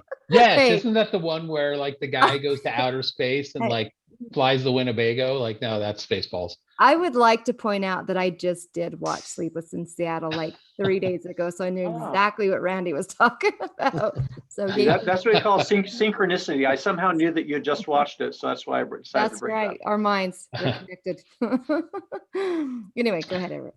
Well, Charlie's Monument it's a fictional book, but it's kind of like one of these, and it's been around for a long time. It's a kind of like that. If you've seen that movie, Charlie, we've interviewed the guy who played the main guy in that movie on here before.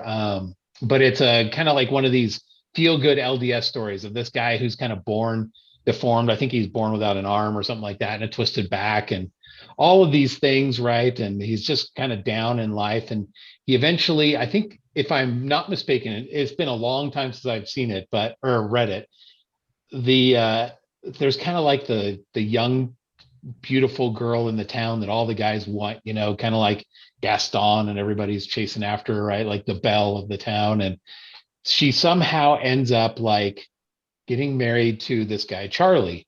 And then it kind of goes through the whole thing like, why would she hook up with this guy and the whole situation? Charlie was a good person, but he was horribly deformed, right? And then, of course, it ends up at the end. I don't know if I'm spoiling it for anybody else, but he ends up passing away and they meet on the other side and he's normal looking. And she's like, I knew I made the right choice, kind of thing. So if you ever want to kind of one of those little tear jerker books or whatever, that's a good one. Charlie's Monument, but it goes to speak to this idea of any two people can technically make it work, right? And I feel like while that is true, that is often a cop out for people who don't want to either take care of themselves or look, we all fall in and out of shape. Life is busy. Like I don't always have time to hit the treadmill or go to the gym.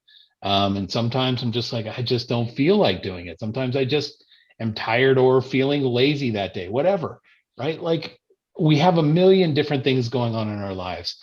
But I think at some point, if I want to be that, like somebody who's like ultimately in great shape, et cetera, I should go about it by fixing me rather than looking outward and shaming somebody else and saying, any two people can make it work and you should just accept me for how I am. Do you know what I mean? Yeah, and just as you're describing that, something popped on my mind. One thing that I think is important too is when we think about the old, I'm guessing it was President Kimball quote about any two people making it work. A lot of times people assume that that was meaning if they were just being strong in the church. But I think that there's an extra component onto that, just thinking of it in a marital way. I think it's important that people feed their marriage, that people can be two great church members, but if they don't feed their marriage and then that just starves and they don't have a strong bond, then they're not going to make it. They could be going to the temple all the time and have all these callings and follow all these great commandments. But if you're not feeding your relationship and feeding that bond and that withers away, hey, those two strong people in the church aren't going to make it. Yeah. Yeah. And to go back to this, the same quote, Ryan actually looked it up and posted it in here. You're correct. It was from President Kimball. It says soulmates are fiction and an illusion. And while every young man and young woman will seek with all diligence and prayerfulness to find a mate with whom life can be most compatible and beautiful, yet it is certain that almost any good man and any good woman can have happiness and a successful marriage if both are willing to pay the price. So And that phrase, pay the price, that includes doing things to bond together. It isn't just being a good church member and, oh, hey, look at that person fulfills their calling and they go to the temple and all that's all fine. But paying the price with doing things to nourish that relationship, making sure that you treat your spouse well, all of that falls under that idea of pay the price. And I think that too often, fellow members have misinterpreted that quote as it just means if you happen to be a good, worthy church member, period. Yeah. Yeah.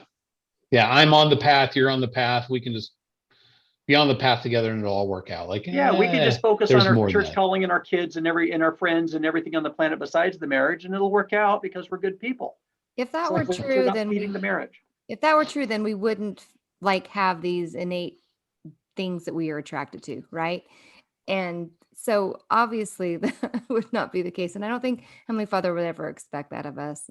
So I think it's important to just focus on finding like two things, finding what you're attracted to and, not feeling shamed for having that. And on the other side, like, don't try to shame people for having, like desires or just things that they like in other people. I feel like sometimes if you get on one of these pages and be like, hey, I like guys that are 6 foot or taller, like you just get clobbered.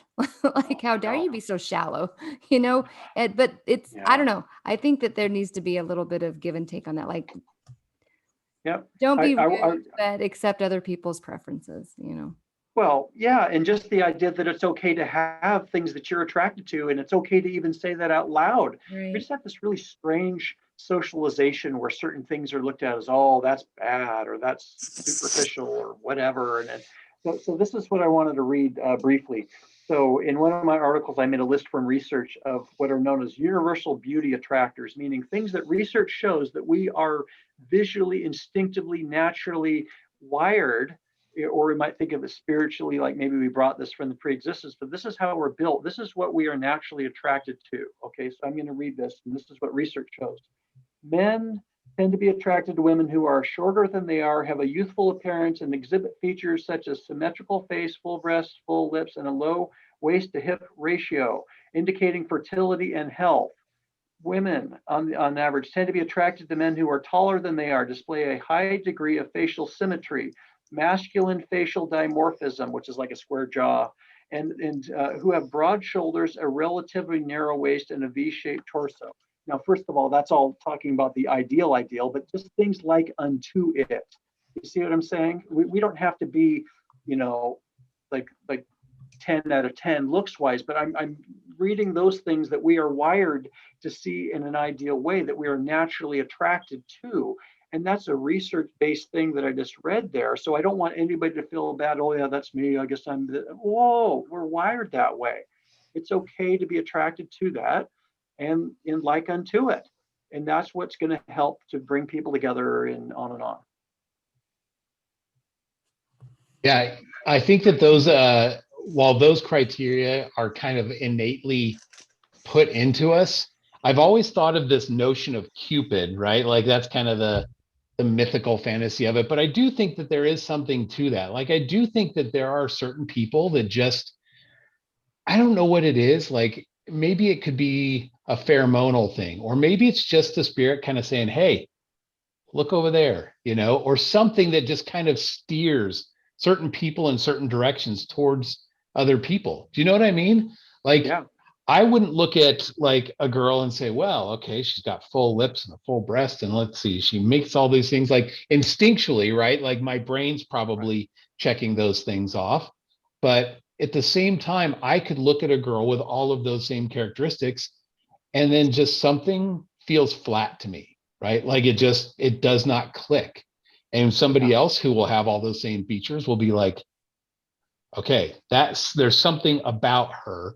And we've probably all experienced this at some point where you see somebody, and while your friends or whoever are with you are like, kind of average, you're like, there's just something about that person. Like, I want to get to know them. Do you know what I mean? Yeah. In fact, to add to what you're saying, I have a few extra points. So one thing could be, there could be a spiritual familiarity. Let's just say that you knew them from the other side. I don't know if we knew everybody coming this earth from the other side, but we knew some of us. So we might actually know each other. So maybe we have a spiritual familiarity. Also, research shows that we not just have an attraction to certain pheromones, but we are attracted to people who have a very different immune system, meaning we can smell people.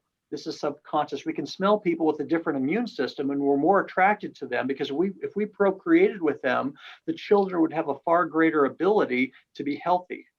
And so if we smell somebody with an opposite immune system, we'll be more attracted to them. If we smell somebody else, even if they physically look like what I just read there, but if the smell is off, we still might not be attracted to them. So the looks alone is not everything that goes into the natural attraction. It's a big part of it, but the scent, that's actually a part of it. Pheromones are a part of it, but there's also something about smelling a person's immune system. I know that sounds very unromantic, but it just has to do with just sheer reproduction.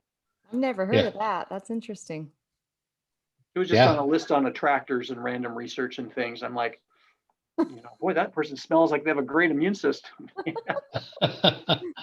Well, I know, maybe that's like one of those things you go through and like you take a whole bunch of antibiotics, and then like everybody within a 10-foot radius is like, ooh, guy's looking good right now. Like, heck yeah, my immune system is kicking. Like, well, you bet. Here's something, Everett, that I thought was a fascinating piece of research. And Celeste, you don't need to admit anything I'm about to ask her. Right. Research shows that when a woman is fertile during the about 72 hours of a month, when a woman is fertile, she will be far more attracted to the extremely masculine guy that I just read from my list, just physically. And during the other parts of the cycle, she'll be more likely to be attracted to the nice guy. So literally, there's a shift in what's being attracted to based upon where she's at the cycle. That's what research shows pretty strongly. I don't know if you've ever noticed one way or the other, but that's what research says. Celeste is like, I don't know. You know, I'm just telling you what they said. I obviously wouldn't know as a guy, but that is something that if you're curious, you can look that up there. At different points of the cycle, a different man will be attractive to a woman at this time of the month, but not at that time, and vice versa. Well, I know that studies have also shown, and I'm sure you've run across this as well, that like there's kind of that nesting syndrome. Like, so for a girl when she's young and just wanting to start off a family, that she's going to look for a guy who's going to have those abilities. I mean, we talked about money and everything else. I feel like that's the world taking it and distorting it. But there's kind of this, are they going to be able to provide a good home for me? Am I going to be able to raise family? Are they going to like be a provider for me and the kids and all those sort of things? Like they might not outwardly say that, but that's kind of that nesting syndrome, you know, like, am I going to be able to build a good nest with this person?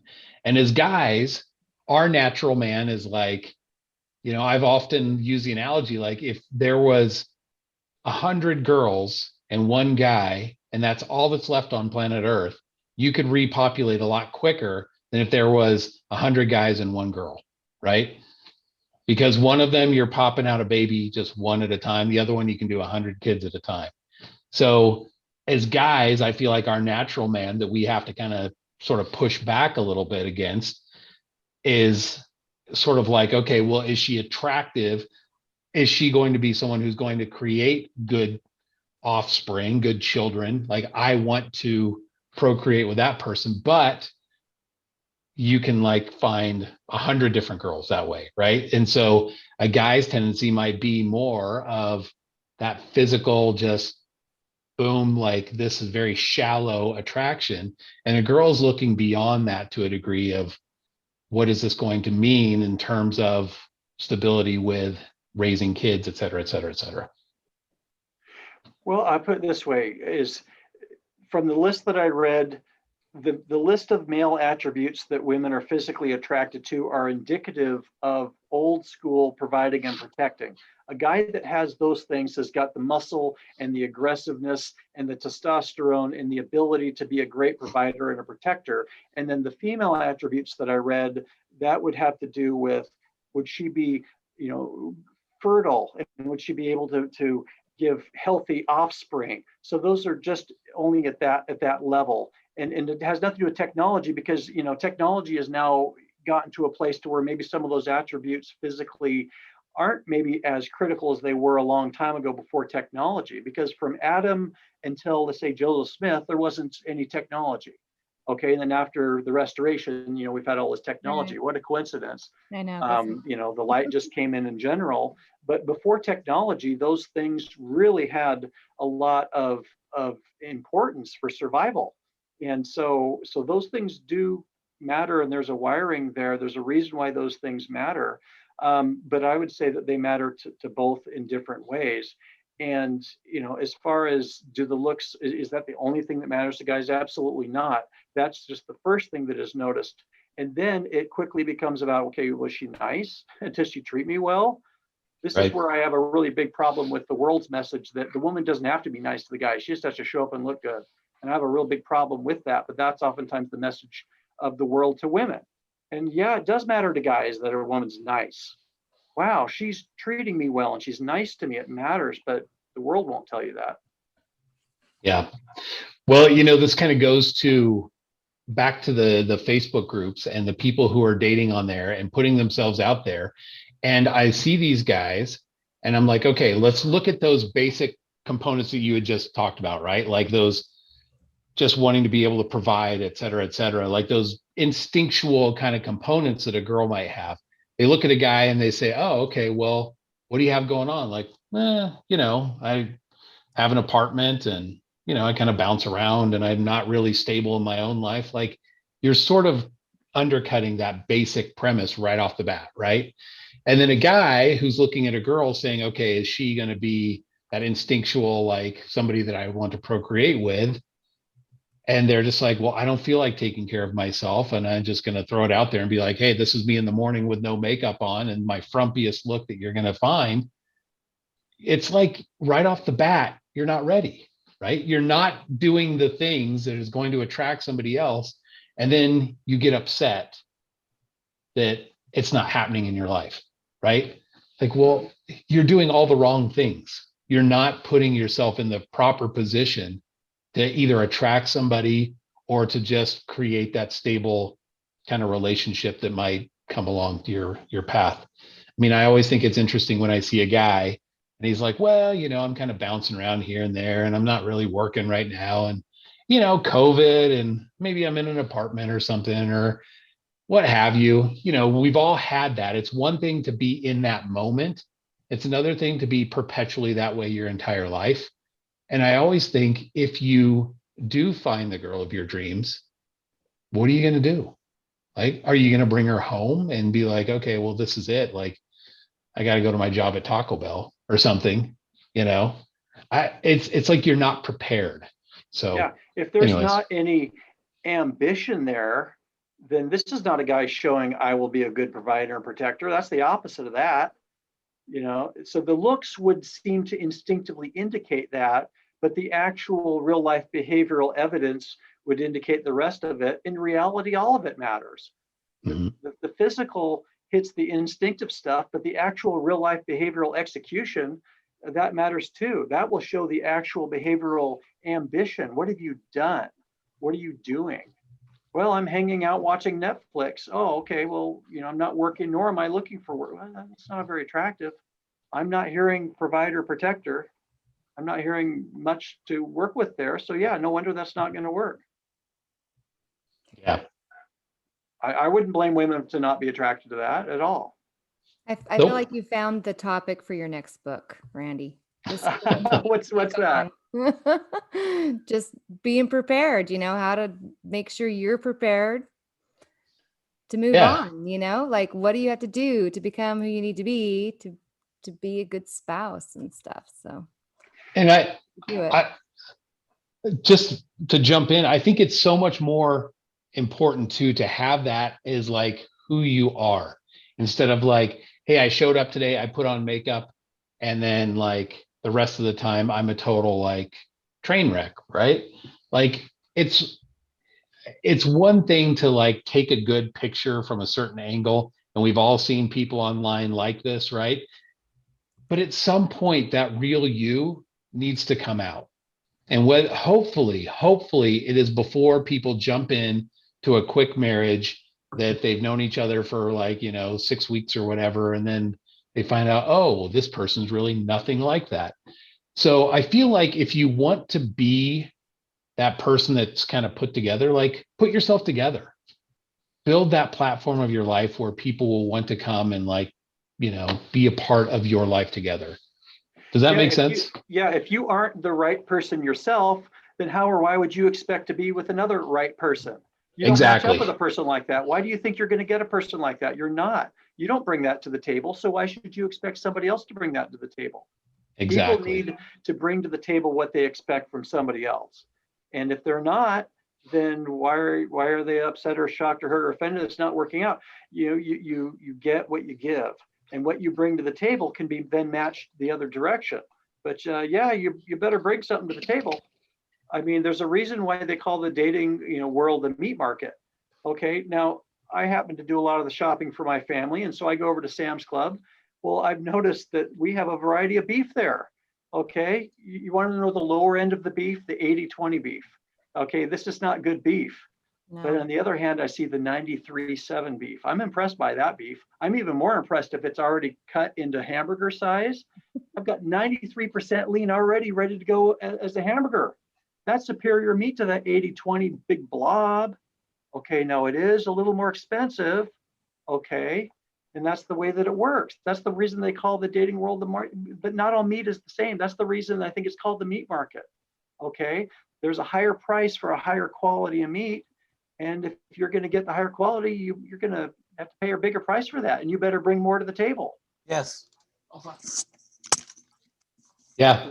And I feel like that doesn't just mean like financially, like you might say, okay, well, you got to bring more to the table. You got to make more money. Like, no, sometimes that just means if you want to attract, for example, like Jared, you wouldn't expect to like attract somebody that just basically you don't even match up with, right? Like if you wanted to go find some girl like your ex that was a kickboxer and the abs and everything else, you'd probably be like, okay, I would expect at least to some degree to be athletic myself and kind of be working out, or at least along those lines.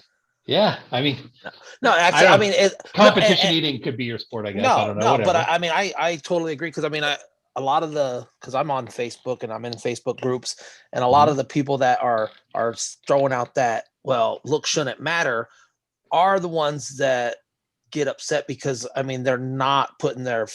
It's all about presentation, is what I mean, and I think that's kind of with your meat market analogy.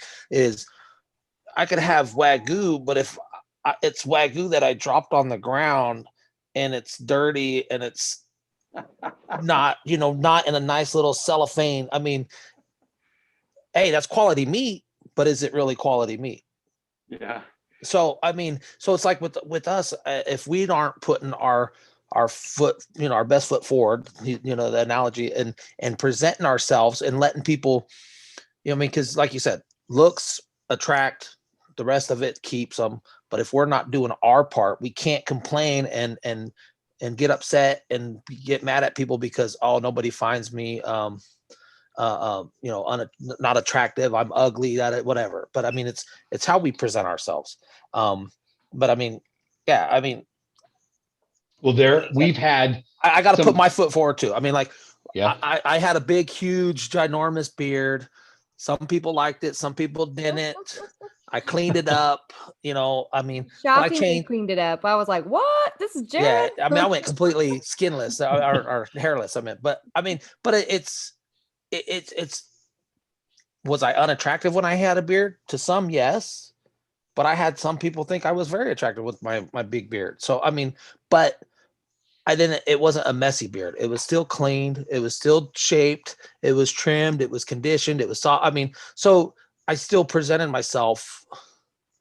I put my best foot forward, even though with the big old beard, some people, like it, some didn't. Well, here's going back to Randy's point. I mean, paying that price can come in a lot of different ways. We've had some amazing women on the podcast that have gone from like, hey, when I got divorced, I was very overweight. I've lost like 120 some odd pounds or whatever it was, well over 100 pounds, and they look fantastic now. That type of transformation comes with a price, right? But now it's different because you can say, hey, I want a guy who takes their health seriously and they go to the gym. That's important to them because that's important to me, right? You've now put yourself in that category to say, that's what I want. If you're not willing to pay that price yourself, don't expect somebody else to pay that price for them, right? Well, and also don't expect that guy or girl who spends hours at the gym working out to be able to give you enough quality time in other areas because they're sacrificing, they're working hard to look a certain way. So they're not going to have all that other time to be able to do the Netflix and chill. Or I mean, it's you got to find commonalities as well. I mean, if that guy or girl wants to be at the gym 6 hours a day or for, looking to look the way that they want to look, you got to be prepared to sacrifice other things. And I think that's what a lot of people don't look at and realize. Yeah. You were going to say something, Randy? Oh, I was just also going to say too that with looks, research and practical experience shows that when two people get together, they usually are fairly on about the same level of looks. Mm-hmm. And so that's another reason why it is important for people to kind of stay in the ballpark of how they start. But because otherwise they can be dramatically different, and then that can cause a problem and a wedge in the relationship. But yeah, on average, that's another thing that research shows is that people tend to date and marry people who are kind of in their range, whatever that range is. And if you ever notice, there are people who, as they get together, it's like, hey, even though they're not related and they're let's just say they even got married, you look at them and they're like, yeah, they almost kind of look alike. You ever notice that? It's like you could just kind of see that people kind of could seem like I can imagine them together, and they are together. Oh, what a coincidence! Okay, because they kind of, you can just tell looking that they kind of match up together. Yeah. Yeah, I've talked to some women before that were divorced, and they're like, I kind of married my ex because I thought, well, they would be good for me, or this is like something that Heavenly Father would just say, well, you should just kind of go for it. And of course, it didn't work out. And they're like, after a while, I just thought, why am I here? And it's because they didn't really have those core, just foundational pieces in common where it's like, hey, this is important to me in my life. Maybe it's something that didn't used to be and it is now, or maybe it always has been. I don't know. But especially when it comes to like that physical fitness and stuff, and people complain and say, any guy should want to date me. It doesn't matter. Or any girl should want to date me. It doesn't matter. Well, I hate to say it, but again, you go back to those things. If that's an important component to them, don't expect to want to date some girl who is a fitness model when you yourself are modeling for a bag of potato chips commercial, right? Like that's your ball game over there, and it's not the same. So Yeah, it's don't come. unrealistic to think something else. Yeah, don't come in with your 80-20 ground beef and say, oh, I'm going to go get some of that 93.7 over there. No, you're not. No, I'll tell you what you're going to do. Either you need to put in the work to become 93.7 or go over Right. there to the 80-20 because you guys are, here we go. I mean, Exactly. that might sound, a little bit harsh, but I mean, I'm just the messenger on that. That's just the way people match up with who they match up with. That's just how it is. I would be willing to bet too, if there were some studies done on pheromonal levels, there's probably, like we talk about those categories, there's probably some matching components for people who are in certain like groups, right? Like people who are more physically fit, like those pheromones kind of more integrate together, or however that would work. I'm not exactly sure. I'm sounding like, I'm totally shooting from the hip here, but I would just be willing to bet that there is kind of a component of people who are in those categories on a pheromonal level, that pheromones kind of match up on that instinctively as well. Pheromones. And then the other thing too is you think about any behavior that you repetitively do over and over and over and over again, that literally also physically shapes you a certain direction. So let's just say two people that like to kayak, they kind of look a certain similar complementary way because they kayak a lot. So they tend to work those muscles, or somebody else that does like a full body muscles. And you see people match up because behaviorally, they're doing the thing that's going to lead them to also physically look alike as well. So there's probably both a pheromone component to that, but there's also a behavioral similarity and even physical looks similarity. Like I remember I had this one couple who came in, and well, I'll just back up. There's this one guy who came in years ago, and he was a bodybuilder. I mean, I could tell. I mean, he was like a bodybuilder. You'd see like somebody like this on a magazine. So he comes in, and I was like, oh, okay, well, it looks like Arnold Schwarzenegger, Lou Ferrigno coming in my office. And then so then later, after accessing, he says, oh yeah, I'm going to bring in my girlfriend next. Well, of course, I was extremely curious what that was all about. It's just like, is she going to look like she's some sort of a muscle and fitness? Yeah, it's exactly what she looked like. You could see these are two people that should be together, and they were together. They came in my office, but I before she even came in, I'm like, I'll bet that she's a big athlete, because even though he had never talked about any of that, I could just tell she's going to come in and she's going to be all muscly and fit and everything. And that's exactly what she was. And then they were literally like a total physical complementary match. Now, some of the other issues, if I had time to go into, were a little bit strange, but let's just say physically and behavior wise, yes, you could see that they were together. Absolutely. Okay, we have a hand here in the audience from Elaine. Elaine, if you'd like to, you can turn on your camera and your mic, or just your mic, whatever works easier for you to ask your question. Hi, everyone. Thank you so much for the comment. And I just want to ask about, we talk a lot about appearance, first impressions. I think it's important, physically attractions, but also thinking about you have your own mind, you have your own style. I want to ask, how is men thinking if a sister who is successful in career and being strong spiritually and mentally, well, not physically, because we're a sister, how would men would see that sister. Are you saying would men be intimidated by somebody who Right, has a good career and has it kind of put together? right. There are some Okay. men that are, yes. Yeah, I could say this. There's a term, if anybody's curious, you can look at it. It's called hypergamy. It shows that research shows that women on average, and I'm not saying you, Elaine, but women on average would tend to prefer to date and marry a man who makes 50% plus more income than them. Okay, so in other words, that's in general. Now you could be very different than that. And so there are some men who might be intimidated thinking she would not be happy with me because of that whole hypergamy thing. And so guys, some guys are aware of that. And so they would be intimidated, not because they have a problem that she earns money, but he would have a hard time thinking that she would be interested enough in me to stay with me. That's a lot of times what it is. Interesting. I would say for myself, I wouldn't have a problem with somebody who's put together and successful in their life, provided that it's not something that is at the expense of a relationship.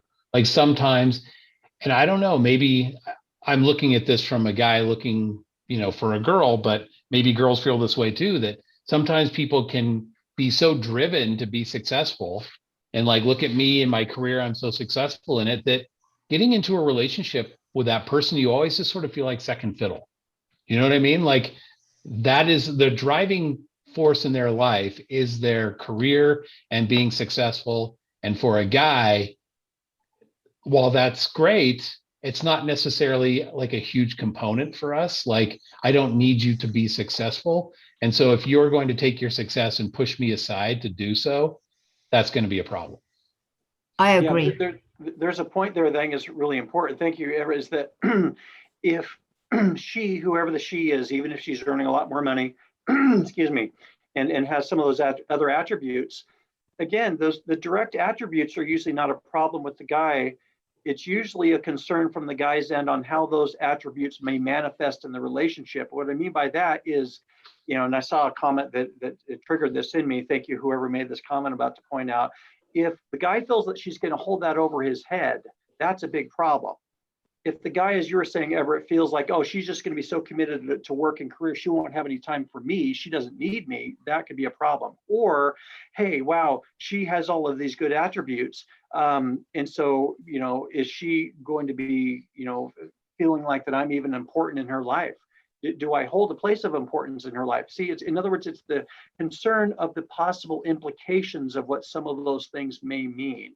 It's not the money or the status itself. If a guy thought that he could have an important place in a woman's life and it would never be held over his head, most guys, from what I've seen, would probably be okay if she was making a lot of money and had other good things going that way. It's the concern on how that might be manifest in the relationship to his detriment. That's usually the underlying thing in the equation, that fear from the guy's side. Right. And but I think same thing, for being a successful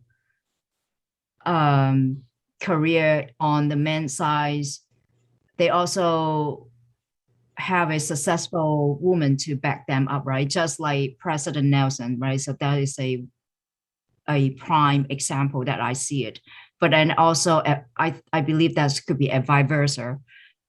It just not having a successful career, that means you put your husband second, but you need your husband more to support your passion, but also will have the same goal, how to live together, how to supporting each other. It's just not just only one side, but it have to be like both sides. But I just want to see, if that's the case, will the gentleman back out that sister, so. Is that kind of a deal killer, you mean? Yeah, exactly. Because have to be supporting both each other, right? So not just only one side. So if the woman or if the sister can support the man, can the gentleman also supporting the sister? I'll say this is, if he feels important in the relationship and he feels that you are treating him well, a guy can work with most anything. It's those other things that tend to be the problem. It's not whether she has a career or not, or makes money or not, or has other interests or passions or not. Usually those are not a problem in and of themselves to guys. It's the fear about how he thinks that those things may manifest in the relationship. Oh, I'm not important to her. Oh, she's not spending time with me. Oh, she's holding that over my head. Oh, she's using that to put me down. That would be the fear. And I'm not saying you would do that, Elaine, but I'm just saying that those are the concerns or fears that oftentimes a guy would have about that. So is it a good, important thing for a guy to be supportive of the woman who's, in his life in those ways? Well, absolutely. But I'm just telling you that those would be the common fears. And the reason I'm bringing those up is because a lot of times a guy might feel that he would be shamed if he admitted what I just said out loud. But that's what it's all about. All right. Thank you. Thank you, Elaine. Thanks for coming on. We have another hand. Ryan, come on, buddy. It's your turn. Hey guys. Hey. Hey, Ryan. So one of the things that and I can't remember what the quote is or the phrase is exactly, but there's some kind of a notion about like, it's kind of a karma dharma thing, like you attract what you put out and that sort of a thing. It's like, and so I kind of like, that's been kind of more of my approach more recently, is to try and think about like, well, who am I trying to attract by what am I making of myself? And like, and so you kind of, I'm putting into myself what I'm looking for essentially. And so, and not expecting anything out of anyone else that I kind of don't expect of myself. And so, I think that's fantastic. I think that is excellent. So, and I imagine that kind of an attitude probably carries over well into like the marriage and the relationship. It's like, don't expect anything of them that you don't expect of yourself. Just anyway. Yep. My 2 cents. Like about that, yeah, no, thank you. Good job. What I like about that is that plays on the idea, like we were talking about earlier, that this is what really makes a person to be a match with another person. We're not expecting from others that we're not able and willing to give and provide ourselves. If we want more from somebody else, we also need to bring more to the table. And so we work on ourselves and we have a lot to bring to the table, and then we can find somebody roughly equivalent to that. And I think that that's a healthy approach. I like that. Excellent. Okay. Do we have any other hands out in the audience? Any other questions? We're kind of getting to the end of our time here, Randy. I think this has been fantastic. And I really hope that there are some people who will either have watched this tonight or who will go back and watch this and say, okay, maybe my expectations are unrealistic, or, okay, great. Like, this is what I need to be looking for. Like, nobody's saying you have to go hit the gym. It's fine. If you don't want to go hit the gym and you're out of shape, that's totally okay. It's completely everybody's prerogative. But just be realistic about where you sit and what you're going to kind of attract. And I think Ryan is correct. I know what he's talking about, where you just sort of, it's kind of like that old adage with your friends, right? You want to find out what a person's like, look at their 2 or 3 closest friends, because you're not going to hang around somebody you have absolutely nothing in common with, and you're not going to be a part of anybody's life that you're just like completely opposite with. So you're going to attract what you attract. So just be aware of where you're at. If you're okay with that, fantastic. If you'd like to change that, or you'd like to attract something that you feel is a little bit like maybe above your level that you're currently at, put in that hard work, make it happen. So any final thoughts, Randy, before we wrap it up tonight? Yeah.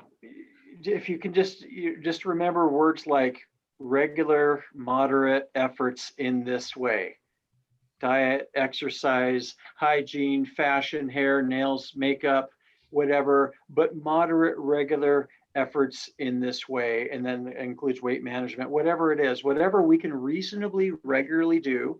That's all I'm saying. Just stay away from the extremes. We don't want too much of a focus on this. We don't want too little. Do regular, moderate efforts, and then just make yourself attractive. That's all. Don't go away from the extremes, and just have a good, regular, balanced approach in the middle. That's all that's needed. Yeah, I think just be your best self. Try to put your best self forward, and you will have someone else that reaches out to you that's probably putting their best self forward. So, but make sure you put your real self forward, not your best self that's fake. No and I would fake. also add lastly, for the guys, make sure, I mean, obviously we talk a lot about the looks and the attraction, but for girls, it is an attraction piece when your life is put together. You've got stable career, a job, and you've got a home. You can, I mean, sometimes I wonder if you actually get married to somebody and they've got kids, where are y'all going to live? Right? Like right now, it's just you're not put together and you're not thinking down those lines of like, oh, well, they can just move into my studio apartment. Yeah, I'm sure a mom with 3 young kids is going to want to marry you and move in everybody into the studio apartment. That makes sense. So for guys, be real, like make sure your life is in order, all the other physical things as well. Just kind of be realistic about where you're at. So having said that, Randy, thank you so much for coming on. I love your articles. I am so happy when you guys share those on our Facebook page as well. Keep them coming. And I'm sure we will have you back on again soon with another hot topic that once you find another article that you're like, okay, Everett, this one's sticking in my craw. We've got to discuss this. Not a problem. Let's talk about it. Yep. Because Sounds this, great. Look forward to it. yeah, I think these help a lot of people when they go back and watch them. They're like, okay, all right, this is what I need to do. So having said that, again, thank you, Randy.